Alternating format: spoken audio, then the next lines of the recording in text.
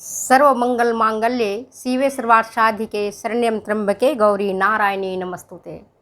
माँ भगवती माँ दुर्गा को ध्यान में रखते हुए, उनको प्रणाम करते हुए आज हम इस टॉपिक को शुरू करते हैं और माँ से प्रार्थना करते हैं कि हे माँ, हमें अपनी शक्ति दें, अपनी विद्या और बुद्धि दें, जिससे कि हम अपने जीवन में सुख और शांति को प्राप्त करें। तो चलिए आज मैं अपने क्लास में वापस चलते हैं। तो आज मैं आपको पढ़ा रही हूँ ऊन। हम सब ऊन से परिचित हैं। ऊन सर्दियों के मौसम में आप देखते हो कि ऊनी शॉल, ऊनी स्वेटर ये हमारे लिए आवश्यक परिधान बन जाते हैं ओढ़ने में। इवन बिछाने के लिए भी अगर हमें ऊनी चीज़ें मिल जाती हैं, बिस्तर मिल जाता है, तो हमारा जीवन बड़ा ही आरामदायक होता है। अगर इसकी हम जन्म स्थान को देखते हैं तो ऊन सबसे पहले ऐसा साक्ष्यों के आधार पर प्राप्त किया गया है कि मेसोपोटामिया इसका जन्म स्थल है और इसका प्रारंभ शिकार युग में हुआ था, हंटिंग एरा में। किसमें हुआ था? जब मानव सभ्य नहीं था, आज की तरह वो आधुनिक जीवन व्यतीत नहीं कर रहा था, जंगलों में रहता था, तब वह जानवरों के खाल पहन करके और उसके बालों से वस्त्र बना करके अपने जीवन को व्यतीत करता था। मानव ने यह महसूस किया कि खाल सहित अगर हम वस्त्र पहनते हैं तो ज़्यादा आरामदायक नहीं होते हैं, तो अगर इसके बालों से ही केवल परिधान बनाए जाए तो ज़्यादा आरामदायक होता है, ज़्यादा सुखद होता है। उन्होंने देखा कि ऊनी जो बाल हैं, उनके जानवरों के जो बाल हैं, भेड़ है, बकरी है या ऊँट है, उनके बाल आपस में उलझ जाते हैं। तो उनको देख करके व्यक्ति के माइंड में ये उपाय सूझा कि क्यों नहीं केवल हम इसके बालों को ही उलझा करके और इन्हें इंटरलॉक करके आपस में फंसा करके कुछ इस तरह का पहनने ओढ़ने योग्य वस्त्र बनाएं तो ज़्यादा बेहतर है। क्योंकि शिकार युग में अगर आप जानवरों को मार देते हो तो उनकी संख्या धीरे धीरे कम हो जाती है। इसलिए क्यों नहीं उनके बालों को ही केवल इस्तेमाल किया जाए। केवल अगर उनके हम खाल सहित बाल को उपयोग में लेते हैं तो वो उतना आरामदायक नहीं होता है जितना कि केवल बालों से बने हुए वस्त्र। आज भी फर एंड फेल्ट के नाम से जो खाल सहित बाल वाले वस्त्र मिलते हैं वो महंगे भी होते हैं और आज भी उसका उपयोग किया जाता है। अगर आप देखोगे इसका निर्माण कला, तो इंग्लैंड में सबसे पहले इसकी शुरुआत हुई थी 80 एडी में, 80 शताब्दी में। अभी क्या चल रहा है? अभी 21वीं सदी में अपन है। इंग्लैंड, वहाँ बहुत ठंड पड़ती है, तो जब वहाँ बहुत ज़्यादा ठंड पड़ती है तो वहाँ से जो वस्त्र बनते थे ऊनी के, वो पूरे विश्व भर में प्रसिद्ध थे। अत्यंत सूक्ष्म, अत्यंत बारीक, अत्यंत गर्म, उत्कृष्ट, अत्यंत सौंदर्यशाली, ऐश्वर्यशाली वस्त्र का निर्माण होता था इंग्लैंड में। धीरे धीरे अन्य जगहों में भी उल्लेख मिलता है कि इंग्लैंड में सबसे पहले ऊनी वस्त्रों का निर्माण होता था, जिसकी उत्कृष्टता, जिसकी कोमलता, जिसकी बारीकी, जिसकी सूक्ष्मता पूरे विश्व में प्रसिद्ध थी और यहाँ से वस्त्रों का आयात होता था। इसके बाद जो हमारा इतिहास बताता है तो ये बताता है कि स्पेन में 13वीं शताब्दी में स्पेन में गरड़ियों द्वारा मेरिनो जाति के भेड़ पाले जाते थे। मेरिनो जाति के भेड़ पाले जाते थे गड़रियों के द्वारा, और फिर उनके बालों से जो भेड़ है उनके बालों से ऊनी वस्त्र बनाए जाते थे और पूरे विश्व में इसका व्यापार किया जाता था। इसके बाद इस मेरिनो जाति के भेड़ को अनेक देशों को लोगों ने मंगवाया और अपने देश में भी पालने लगे, जिसमें America, New Zealand, Africa, India, Australia, Britain, ये सारे देश थे जिन्होंने अपने देश में मेरिनो जाति के भेड़ को पाला और उनसे ऊन को प्राप्त किया। भारत में कश्मीर में सबसे पहले, अगर ये प्रश्न पूछा जाए कि भारत में सबसे पहले ऊन का चलन कहाँ से शुरू हुआ या निर्माण कला कहाँ से प्रारंभ हुआ, तो आपका उत्तर होगा कश्मीर। कश्मीर में सबसे पहले भेड़ों को पाला जाने लगा और वहाँ भेड़ों को पाल करके उनसे जो ऊन प्राप्त हुए उससे विविध प्रकार के परिधान के साथ साथ अन्य वस्त्र बनाए जाने लगे, जिसमें मशहूर हुआ गरम चादरें, लोई, कोट, कंबल, फेरन, कालीन, नमदा, गरम सूट। ये सारे काफ़ी फेमस हैं। कश्मीर का अगर आप शॉल लेते हैं और वास्तव में वो अच्छे ऊन का बना हुआ होता है तो बहुत गर्म होता है, और वहाँ की जो आपके कढ़ाई कला है उस पर जो डिजाइन किए रहते हैं वो वास्तव में बहुत ही मनमोहक होते हैं। आप देखोगे तो आंखें वहीं की वहीं टिकी रह जाती हैं। समझ गए बात को? इसके पहले अगर हम देखते हैं तो महाभारत काल में भी ऊनी वस्त्रों का उल्लेख मिलता है। कहते हैं कि जब श्री कृष्ण धृतराष्ट्र के यहाँ पांडवों का संदेशा लेकर के आए थे कि आपस में समझौता कर लो, सुलह कर लो, 5 गांव उनको दे दो और बाकी तुम अपने पास रखो, तो महाराज धृतराष्ट्र ने उस समय भगवान श्री कृष्ण को प्रसन्न करने के लिए, खुश करने के लिए 10,000 शॉलें भेंट की थी। ऐसा उल्लेख मिलता है, आप उनको देख सकते हो। तो हमारे महाभारत काल में भी, रामायण काल में भी ऊनी वस्त्रों का उल्लेख मिलता है।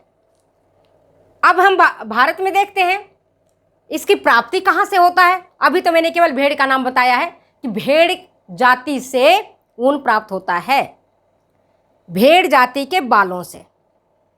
लेकिन केवल भेड़ जाति के बालों से ऊन प्राप्ति नहीं होती है। इसके अलावा आपका ऊंट, खरगोश, बकरी, लोमड़ी, ये जानवर हैं जिनके बालों से भी ऊन प्राप्त होते हैं और उनसे बने हुए वस्त्र अत्यंत सुंदर होते हैं।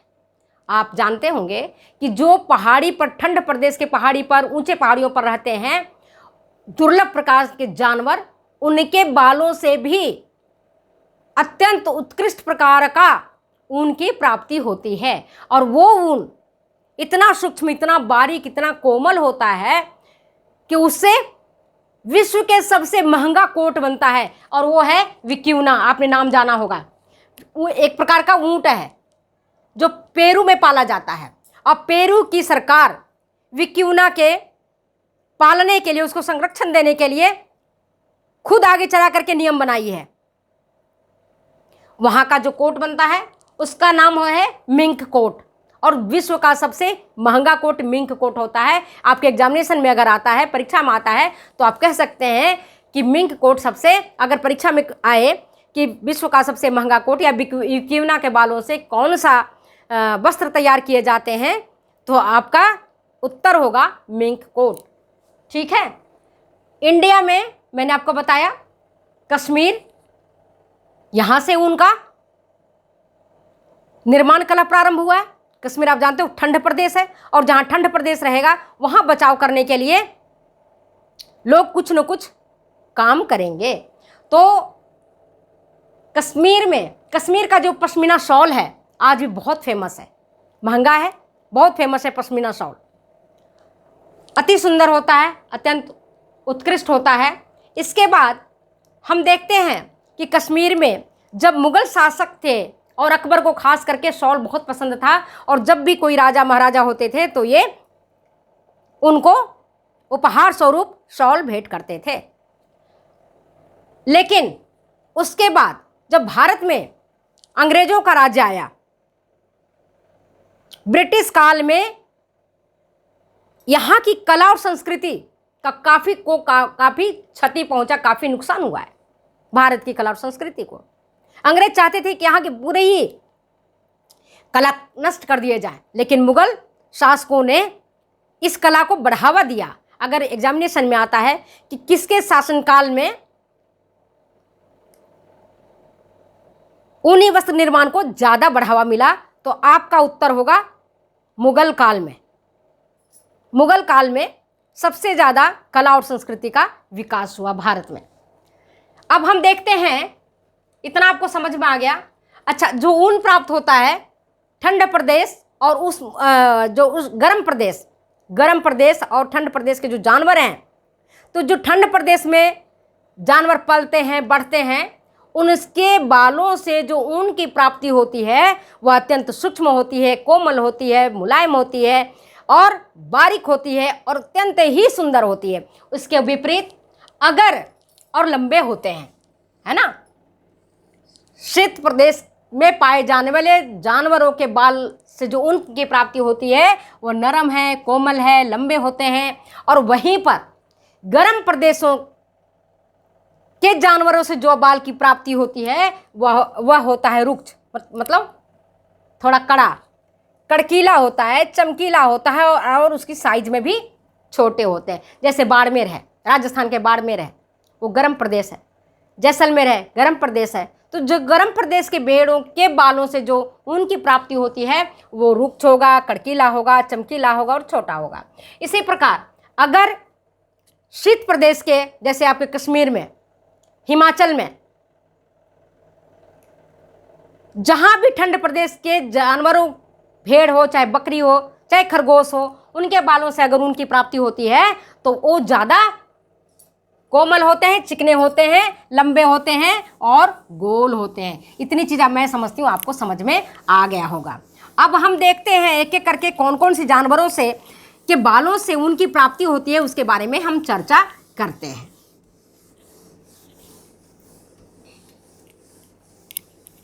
तो देखो, सबसे पहले हम बात करते हैं अंगोरा बकरी का। अंगोरा बकरी, इसके बालों से जो ऊन की प्राप्ति होती है उसको कहते हैं मोहेर। उसको कहते हैं हम मोहेर। और इसके ऊन को बोला जाता है अंगोरा।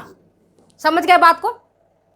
अंगोरा बकरी के बालों से जो ऊन प्राप्ति होती है उसको हम अंगोरा कहते हैं।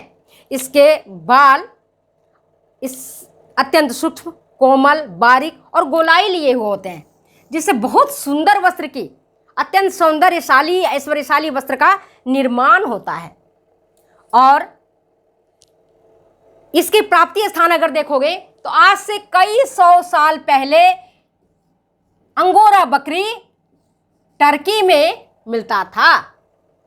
इसके बाद यह बकरी वहां से लोगों ने खरीद करके टेक्सास,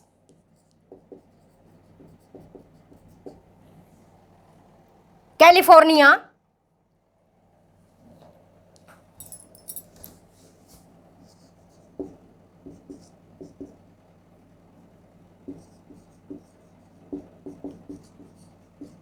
संयुक्त राज्य अमेरिका और अफ्रीका, इन देशों में भी अंगोरा बकरी को खरीद कर लोग लाए, पाले और ये काफी पला बढ़ा भी और काफी इसका उपयोग, इसके बालों का उपयोग वस्त्र निर्माण में होने लगा। तो आप देख लिए। इसके बाद आता है कश्मीरी बकरी। मैंने आपको बताया कश्मीर, जो अपना, जिसका आप नाम सब जानते हैं, कश्मीर के बारे में हम लोग सब वाकिफ़ हैं, आगे कहने की ज़्यादा ज़रूरत नहीं है, हम तो इतना ही जानते हैं। वहाँ की जो कश्मीरी बकरी है उसके बालों से जो ऊन की प्राप्ति होती है वो अत्यंत सूक्ष्म होती है, अत्यंत कोमल होती है, अत्यंत गर्म होती है। और इससे जो शॉल बनते हैं वो अत्यंत महंगे होते हैं और हमारे और आपके पास तो शायद ही मुश्किल से मिले। जो पैसे वाले लोग हैं, धनाढ्य लोग हैं, बिजनेसमैन हैं, उनके पास इस प्रकार के शॉल मिलते हैं। इसकी लंबाई अगर देखोगे तो 1.5 इंच से 3.5 इंच तक इनके बालों की लंबाई होती है, कश्मीरी बकरी से जो प्राप्त होते हैं उनके। कश्मीरी बकरी हिमालय के तिब्बत क्षेत्र, कहाँ मिलता है ये देख लो, तिब्बत क्षेत्र, चीन,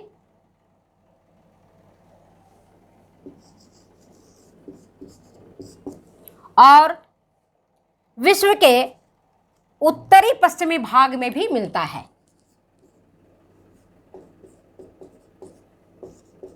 पश्चिमी भाग में भी ये इसकी प्राप्ति होती है। तो आपने देख लिया कश्मीरी बकरी। अब हम विक्यूना के बारे में चर्चा कर चुके हैं। विक्यूना आपके पेरू प्रदेश में पाया जाता है। इसको लोगों ने कोशिश करी कि हम अपने देश में ही पालें, भारत में भी पालने की कोशिश किया गया, लेकिन ये ज़्यादा सफल नहीं हुआ है। दक्षिण अमेरिका में जरूर ये विक्यूना पाया जाता है। ठीक है। इसके बाद लामा। लामा एक ऊंट का जाति है ना, लामा है ऊंट जाति का जानवर है, जिसके बालों से भी अत्यंत सुंदर वस्त्र तैयार किए जाते हैं। और यह परंतु इसके बालें जो होते हैं वो थोड़ा लंबा होता है, घना होता है और भारी होता है बाहरी परत से, और नीचे की परत से जो होता है वो होता है मुलायम और सूक्ष्म। 2 परतों में होती है इनके बाल, एक होता है बाहर वाला परत और दूसरा होता है भीतर वाला परत। तो बाहर वाला जो परत होता है थोड़ा मोटा होता है, भारी होता है और चमकदार होता है। जो भीतर की परत का जो बाल होता है वो सूक्ष्म होता है, मुलायम होता है और कोमल होता है। और ये पाया जाता है दक्षिण अमेरिका में। लामा कहाँ मिलता है आपको? दक्षिण अमेरिका में। ये सब याद कर लेना बेटा। अगर आप कहते हो कि टीजीटी मैडम पढ़ा दो, पीजीटी मैडम पढ़ा दो, नेट पढ़ा दो, तो नेट में कोई सुपरफिशियल क्वेश्चंस नहीं आते हैं। क्वेश्चन आपके आएंगे कैसे? डेप्थ में। तो जब डेप्थ में पढ़ोगे तो ही आप कंपटीशन क्वालिफाई कर पाओगे। सुपरफिशियल पढ़ करके आप सुपरफिशियल नॉलेज ही गेन कर सकते हैं, इसलिए आपको डेप्थ में पढ़ना पड़ेगा। दूसरा इसका कोई साधन नहीं है। इसके बाद आता है अंगोरा खरगोश। लामा मैंने बता दिया आपको। दूसरा है अंगोरा खरगोश। अंगोरा बकरी का आपने नाम सुना है, अंगोरा खरगोश। अंगोरा खरगोश के बालों से भी ऊन प्राप्ति किए जाते हैं और इसके बाल भी बहुत सुंदर, इसके बाल से जो प्राप्त ऊन होते हैं सुंदर होते हैं और कोमल होते हैं, सूक्ष्म होते हैं। रेशम के समान इनमें मुलायमियत होती है। जैसे रेशम में मुलायमियत होती है वैसा ही इसका मुलायमियत इसके रेशों में भी देखने को मिलता है। अंगोरा खरगोश से प्राप्त जो बाल होते हैं वो उत्कृष्ट प्रकार के होते हैं, बेस्ट क्वालिटी के होते हैं, सूक्ष्म होते हैं, लंबे भी होते हैं, बारीक होते हैं और रेशम के समान इसके मुलायम होते हैं। और इसके जो बाल प्राप्त होते हैं उससे विशेष करके छोटे बच्चों के वस्त्र बनाए जाते हैं, नवजात शिशु के वस्त्र बनाए जाते हैं। क्यों? क्योंकि उनकी त्वचा, छोटे बालकों की त्वचा बड़ी मुलायम होती है और इस मुलायमियत के साथ अगर एग्जामिनेशन में आए कि छोटे बालकों के लिए किस प्रकार का ऊन ज़्यादा सूटेबल होता है या कौन सा ऊन किस जानवर के बालों से प्राप्त ऊन का अधिक उपयोग किया जाता है, तो आपका आंसर होगा अंगोरा खरगोश। समझ गए बात को? क्योंकि इसके बाल इतने ही सॉफ्ट मुलायम होते हैं जितने कि बच्चों की त्वचा होती है। बच्चों की त्वचा, बच्चों की जो स्किन होता है बहुत मुलायम होता है। नेक्स्ट आता है आपका अल्पाका। अल्पाका, अल्पाका भी एक प्रकार का ऊंट होता है। अल्पाका भी एक प्रकार का ऊंट है और यह ऊंट 2 कुंभ वाला होता है। ऊंट में देखते हो एक कुंभ निकला हुआ रहता है उसके पीठ पर, है ना, गर्दन निकली रहती है ना, तो इसमें 2 कुंभ वाला होता है, इसमें 2 हम्प होते हैं, है ना।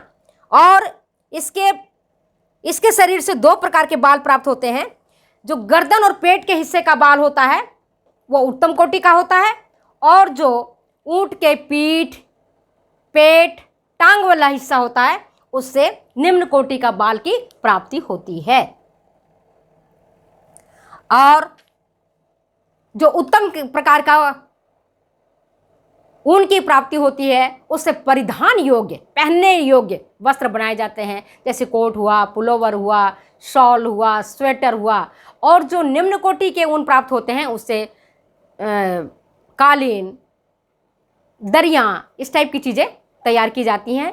और कई तरह, आप जानते ही हो कि हम लोग, हमारे समाज में गरीब तबके के लोग भी हैं, अमीर तबके के लोग भी हैं। तो जो गरीब तबके के लोग हैं निम्न कोटि के उन्हीं वस्त्र को धारण करते हैं, और जो उच्च कोटि के लोग हैं, बहुत पैसे वाले हैं, वो बहुत ही सुंदर और जो महंगे ऊन होते हैं और उनसे बने जो वस्त्र होते हैं उनको वो धारण करते हैं। तो आज मैंने आपको ऊन के बारे में डिटेल्स बताया। नेक्स्ट वीडियो में हम ऊन रेशों का वर्गीकरण, ऊनी का कैसे निर्माण प्रक्रिया होता है, ऊनी वस्त्र कैसे बनाए जाते हैं, उस पर चर्चा करेंगे। और इसकी रासायनिक गुण क्या है, इसकी भौतिक विशेषताएं क्या हैं, इन पर हम आगामी वीडियो में चर्चा करेंगे। तब तक हमें जाने के दें इजाज़त, फिर मिलते हैं अगले वीडियो में। और तब तक आप पढ़ाई अपने करते रहें, निरंतर मेहनत करते रहें, भगवान जरूर सफलता देंगे। अपन ऐसी माँ देवी से प्रार्थना करते हैं। थैंक यू बेटा।